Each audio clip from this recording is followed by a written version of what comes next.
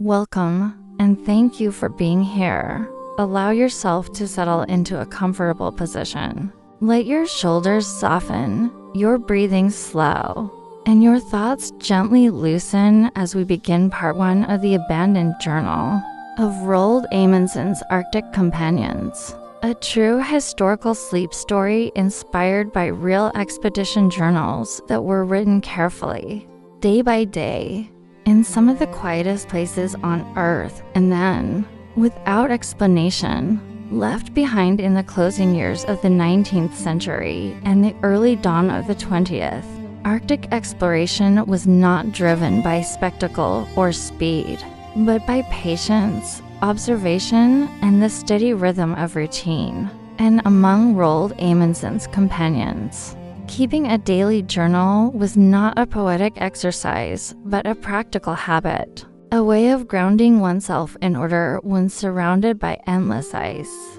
And Sky the journal at the heart of this story belonged to one such companion, a man whose name matters less than his handwriting, whose presence is felt not through dramatic deeds, but through the calm precision of his words. Written by lamplight inside a small wooden hut built to withstand cold. Rather than history, the hut stood quietly on the ice, its timbers fitted carefully, its interior modest and functional, and inside it the journal rested on a plain table, its pages filled with observations that now feel almost meditative in their simplicity. On the evening of the final complete entry, nothing unusual was recorded, and that is what makes it so important to us now, because the writer described the day as steady and uneventful, noting the temperature as was customary, observing that the wind remained consistent and familiar, neither rising nor falling sharply,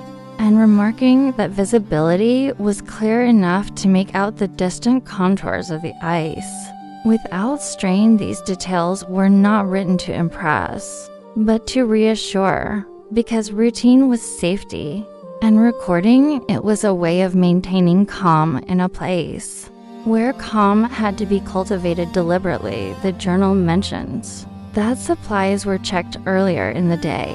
that rations remained sufficient, and that equipment had been inspected and returned to its proper place. Boots set near the wall to dry slowly, gloves placed carefully beside them, and a lantern cleaned and set down where it could be easily reached again. The writer took time to describe the interior of the hut, not in flowing language, but in clear, steady notes, as though anchoring himself to the physical world. The grain of the wooden table, the faint marks left by previous days' work, the quiet way the walls seemed to hold warmth once the door was closed, though on this evening the door had been left slightly open, as it often was, to allow fresh air to move gently through the space. This detail appears casually in the entry, without emphasis or concern, because leaving the door unlatched was common practice during calm weather.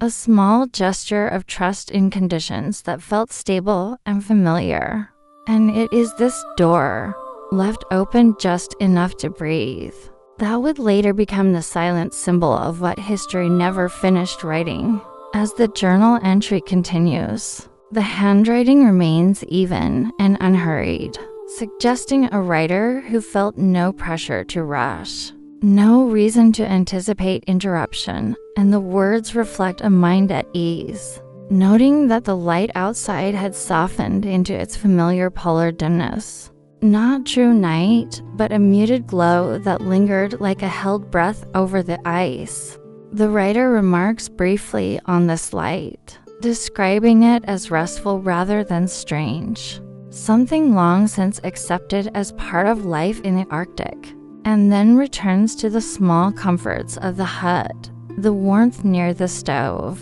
the quiet satisfaction of a day completed according to plan. There is a moment in the entry where the pen seems to pause, a slight change in pressure visible in the ink, as though the writer lifted his hand to listen, perhaps to the wind brushing lightly against the outer wall or the faint creak of the hut. Settling into the cold, sounds that had become so familiar they no longer demanded attention, the next line resumes calmly. Noting that all was in order and that rest would follow shortly. A simple statement that carries no hint of worry, only the expectation of continuity, of another ordinary entry to be written the following day. And then, just beneath that line, there is the beginning of another sentence, one that does not complete itself, the words trailing off gently, not abruptly,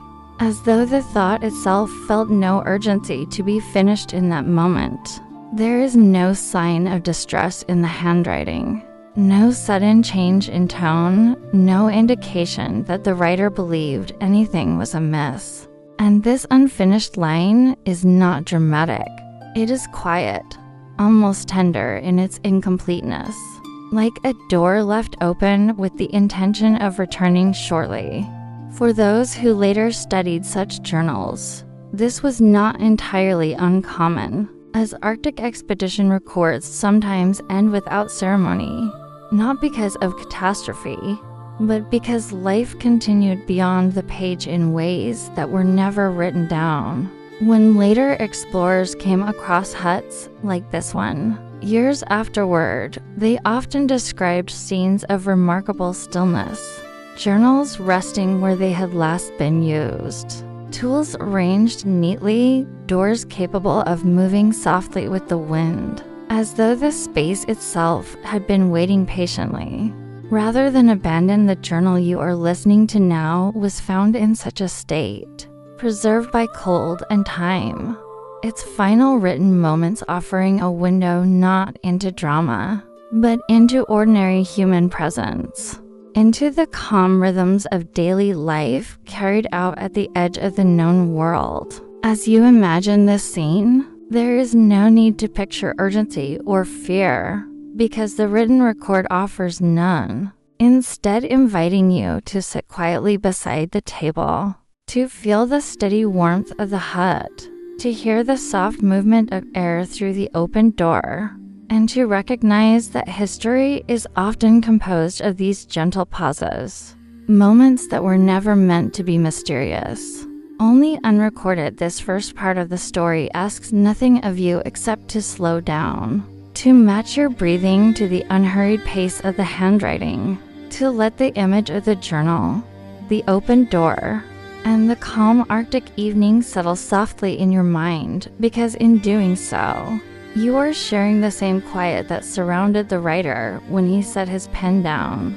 expecting rest, expecting continuity, and leaving behind, without knowing it, a door that history would one day notice, not because it was forced or broken, but because it was simply left open. And as this image grows still and steady within you, allow your thoughts to grow just as still, because this story, like the ice beyond the hut, is vast, calm, and in no hurry at all as that image of the open door. And the resting journal remains quietly present in your mind. We move gently forward into part 2 of the abandoned journal of Roald Amundsen's Arctic Companions, without haste and without breaking the calm that has already settled, continuing from the same unhurried moment. As though no time has passed at all, the hut itself becomes more noticeable now, not as a structure of urgency or survival, but as a place shaped slowly by routine, patience, and care, standing quietly at the edge of the ice like a thought held steady. Built from timber brought with great effort and assembled with practical precision, the hut was never meant to be permanent, yet it carried a sense of quiet intention, each plank fitted with the expectation that people would return, that life would continue in small, orderly ways inside. The air held a faint mixture of wood, oil, and cold, a sense so familiar to the companions that it no longer registered as something to be noticed. Only something that meant safety and shelter. The floor bore subtle marks from boots moved carefully, rather than hurriedly, and along the walls, tools rested where hands had last placed them, not dropped, not abandoned,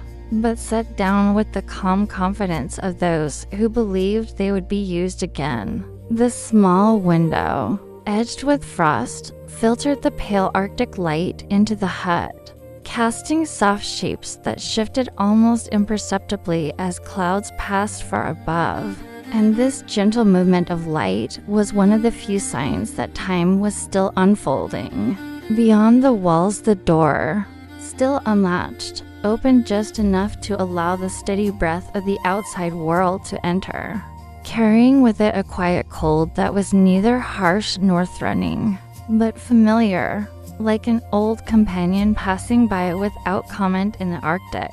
Doors were often treated not as barriers, but as agreements, opened or closed according to conditions rather than fear. And on calm days, such as the one described in the journal, leaving a door slightly open was a simple, practical choice, allowing moisture to escape and air to circulate. Preserving both the structure and the comfort of those inside, there was no sense, in practice or in writing, that the open door signaled danger, because danger announced itself clearly in that environment, with sound, wind, and pressure that could not be ignored.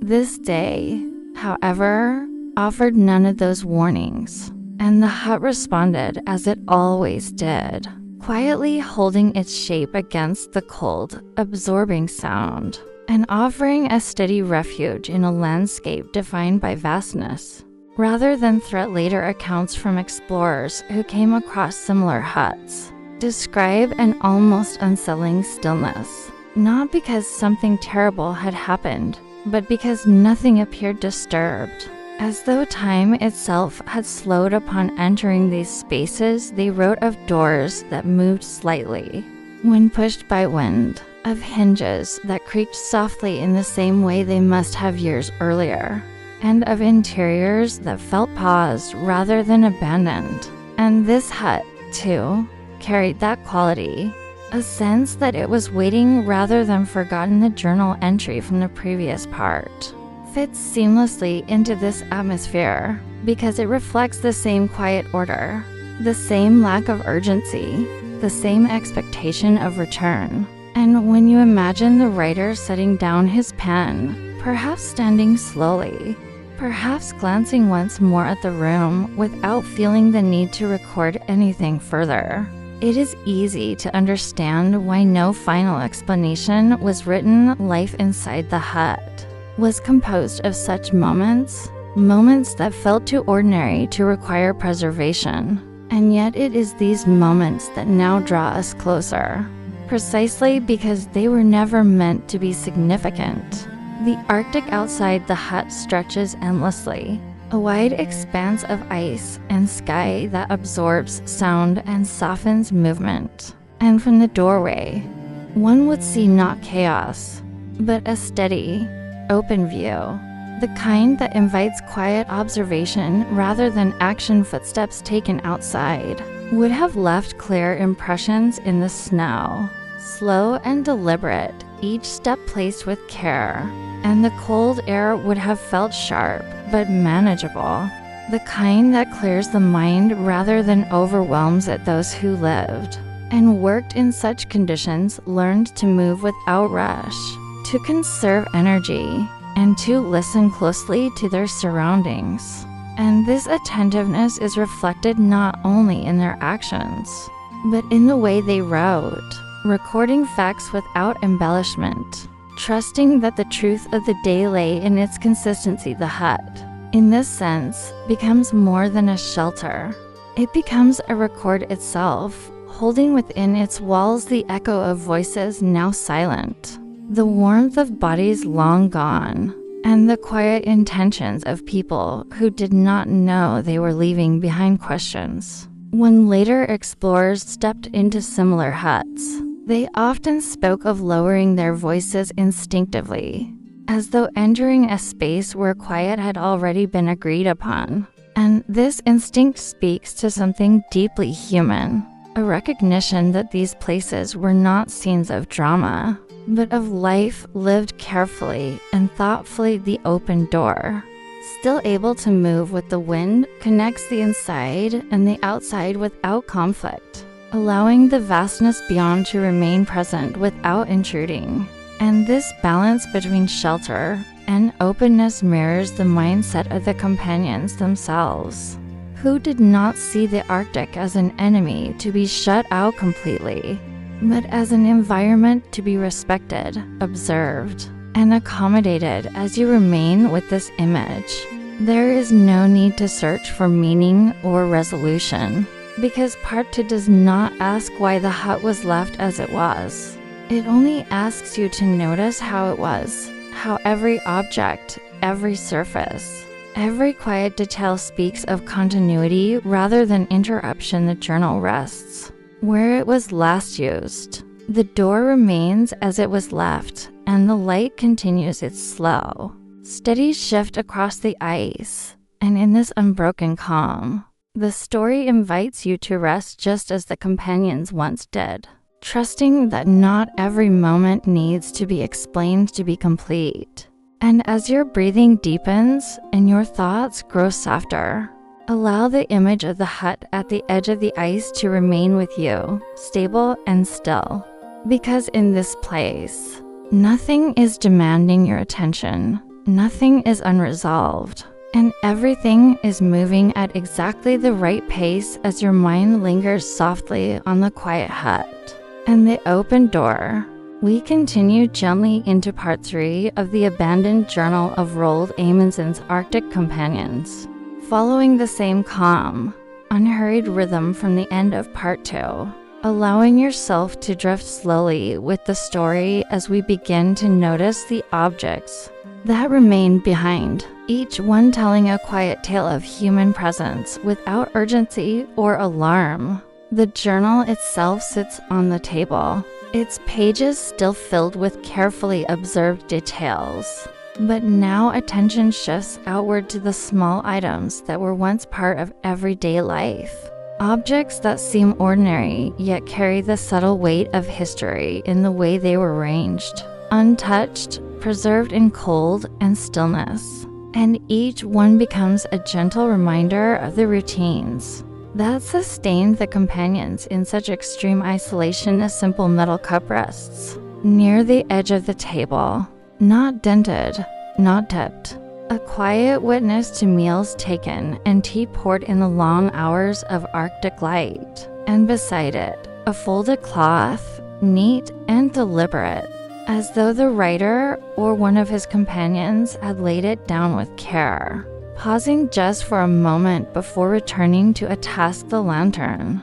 its glass faintly fogged, stands where it had last been placed, a source of both warmth and observation, casting soft reflections across the walls and the worn surfaces of the hut. And even in its stillness, it speaks to the rhythm of life within this small space. A rhythm governed not by urgency, but by attention to what was necessary. And comforting on a shelf nearby, maps and charts are stacked neatly, the edges aligned with precision, showing routes across ice and snow. But now they are silent, holding the memory of navigation, of observation, and of the patient curiosity that had guided these companions day after day. The boots, now dry and resting against the wall, tell of walks carefully measured, of steps taken in quiet contemplation rather than haste.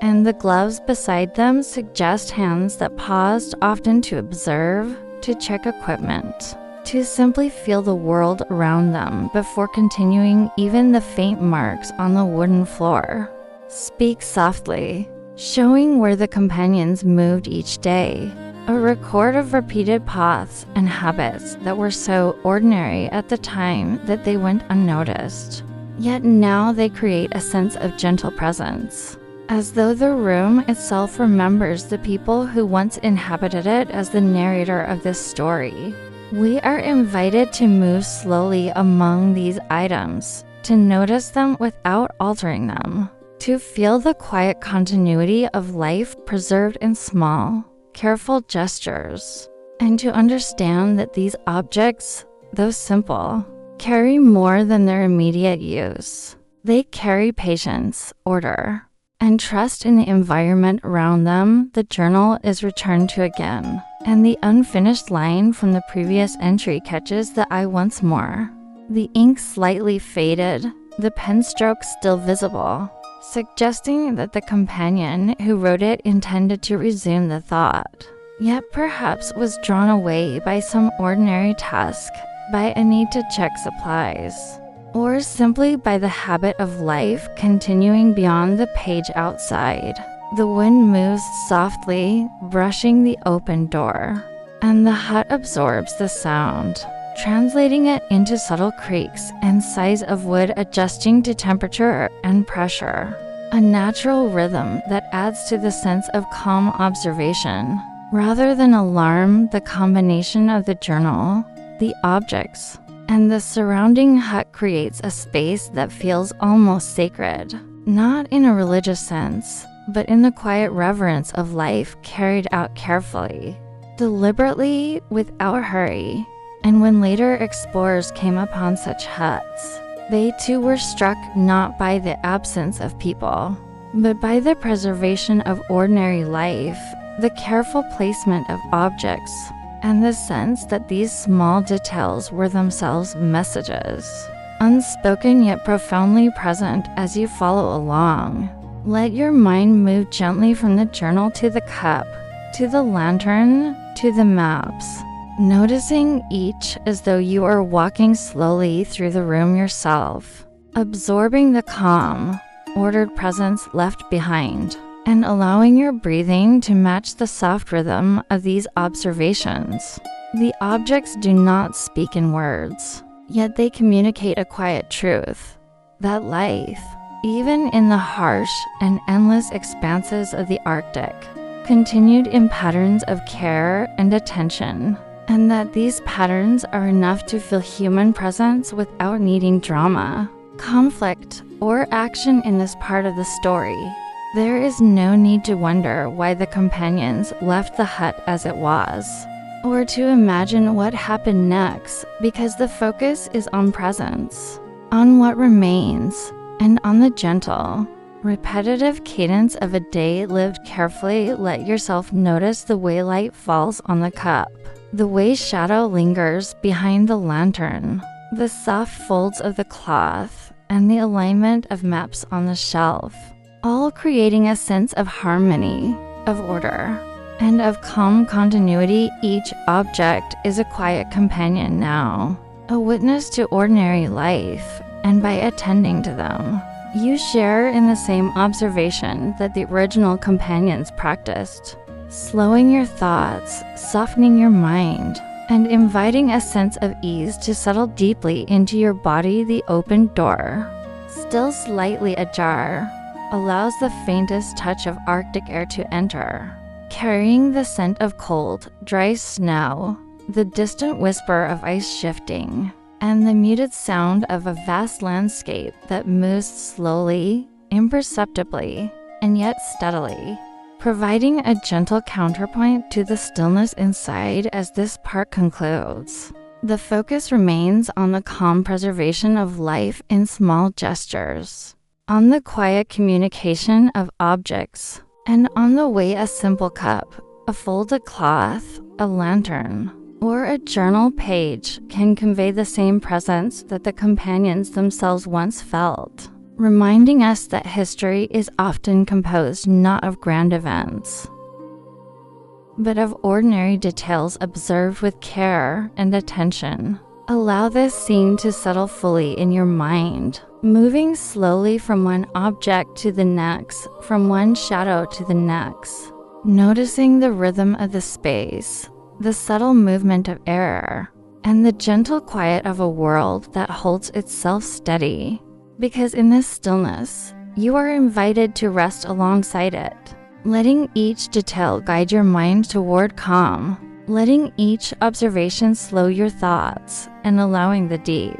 measured pace of part 3 to carry you further into the peaceful, frozen landscape where history has left its door open. As the gentle stillness of the hut settles in your mind, and the quiet observation of objects remains present, we now drift into part 4 of the abandoned journal of Roald Amundsen's Arctic Companions, where attention softens toward the historical gap, toward the reality that even careful journals, precise records, and measured observations leave space for moments unrecorded. And as you follow this thought, imagine the companion who wrote the journal moving deliberately through routine, checking his instruments, noting temperature, wind, and ice conditions, performing small tasks that were necessary for survival, yet leaving other moments, the ordinary thoughts and sensations of the day,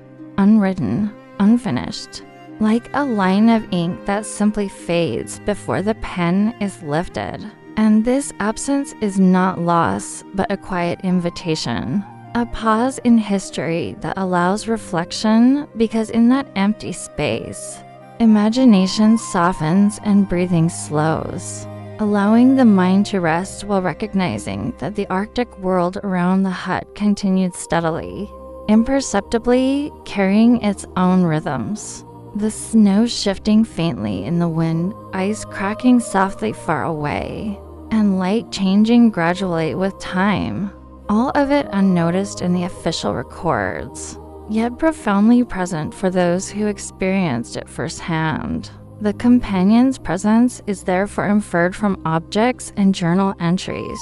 The careful alignment of maps, the folded cloth, the cup at the table, and the lantern placed near the edge of the shelf. And as you visualize these items, the absence of explanation becomes a comfort, reminding you that not every detail must be known to be meaningful. That silence itself can be as instructive as inked words, and that the spaces between recorded moments carry their own calm weight, a rhythm to be observed slowly, without questioning or haste, allowing the mind to settle into the quiet understanding that history is made not only by what is written, but by what is left open, unwritten, and unresolved. Like the door that remains slightly ajar, connecting interior and exterior, presence and absence, continuity and stillness.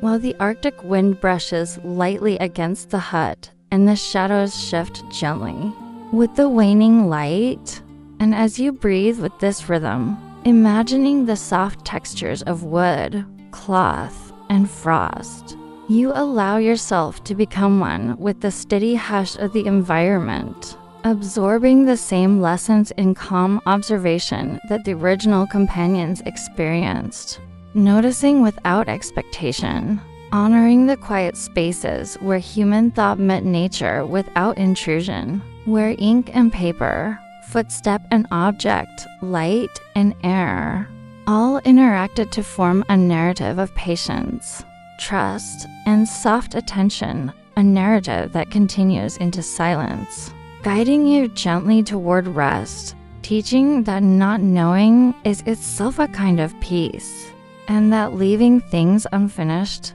left open, is part of the natural order, as essential and soothing as the slow movement of snow over ice. And in this part, your mind is invited to linger in that stillness, to breathe slowly, to notice quietly, and to rest within the absence as much as within the presence. As history leaves its door open for reflection, for calm, and for the gentle unfolding of thought that is unhurried, uninterrupted, and perfectly aligned with the quiet pace of sleep from the quiet acceptance of what is unwritten, we drift naturally into part 5, where the open door itself becomes the gentle symbol of continuity and calm. And as you imagine the hut, the journal, and the small objects resting in stillness. Focus softly on the way the door moves with the Arctic wind, its hinges creaking faintly,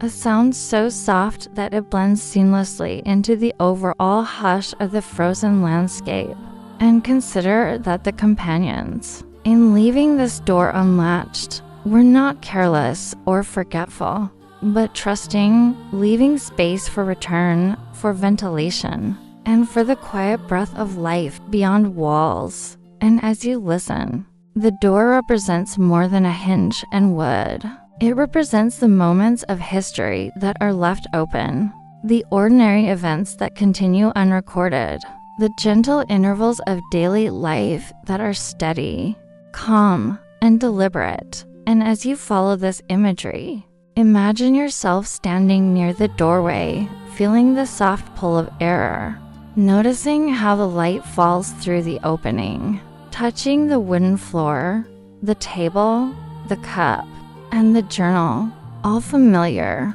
all patient, all quiet. And recognize that the door, slightly ajar, connects the interior and exterior, the past and the present, the recorded and the unrecorded, allowing a sense of trust to fill the space. And as you breathe in slowly and exhale gently, feel the symbolic nature of this openness, how leaving something unfinished or unresolved can bring peace rather than tension. How history itself is composed as much of what is absent as of what is noted. How the companions' care and patience reverberate through time, gently guiding our own attention to rest. And imagine the journal lying open on the table, the pen nearby, the final line unfinished, the objects around it arranged thoughtfully, all quietly affirming that the day was complete in ordinary terms,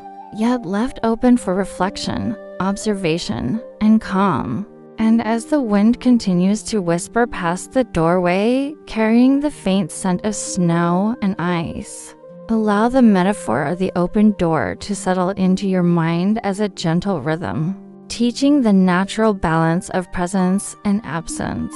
of action and pause. And as you follow the small details of the hut,